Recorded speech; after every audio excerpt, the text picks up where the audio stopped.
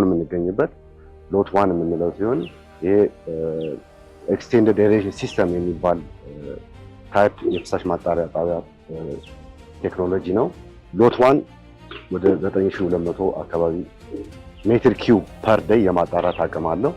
በዛኛው ሳይድ ደግሞ የምናየው ሎት 2 የምንለው ነው። እሱ ኤምቢቪአር ወይም ደግሞ ሙቪንግ ቤድ ባዮሪአክተር የሚባል የቴክኖሎጂ ታይፕ ነው። ሎት 2 ደግሞ 10000 ሜትር ኪዩብ ኢች ዴይ የማጣራት አቅም አለ። ወደ ፖፑሌሽን ኢኩቫለንስ ስንቀይረው ወደ 170 ሺህ ህዝብን ሰርቭ ያደርጋል ተብሎ ነው ዲዛይን የተሰራው።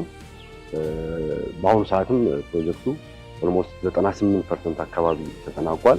በአጠቃላይ ፕሮጀክቱ ፍሳሹን ከአፕስትሪም ካሉ የኮንዶሚኒየም ቤቶችና ሌሎችም ህንፃዎች ሰብስቦ አስገብቶ ወደ ሁለቱ የፍሳሽ ማጣሪያ ጣቢያዎች በየአቅማቸው ፓምፕ ተደርጎ ዜን ተጣርቶ በባዮሎጂካል ሲስተም ተጣርቶ ዜን ፋርዘር ደግሞ ያሉ የማጣሪያ ሂደቶችን አልፎ አዘይን በዲዛይኑ መሰረት የተባለውን የኢፍሉዌንት ኳሊቲ ሲወጣ ዳውንስትሪም ሲወጣ የተባለውን የኢፍሉዌንት ኳሊቲ እንዲያሟላ ተደርጎ የሚሰራ ሲሆን የተወሰነውን ፓርት ወደ ወንዝ እንለቅና የተወሰነውን ፓርት ደግሞ መልሰን ለግሪነሪ እና ለተለያዩ ለመኪና ማጠቢያ ለግሪነሪ እና ለመሳሰሉ ነገሮች የተጣራውን ፍሳሽ የምንጠቀምበት ይሆናል ማለት ነው።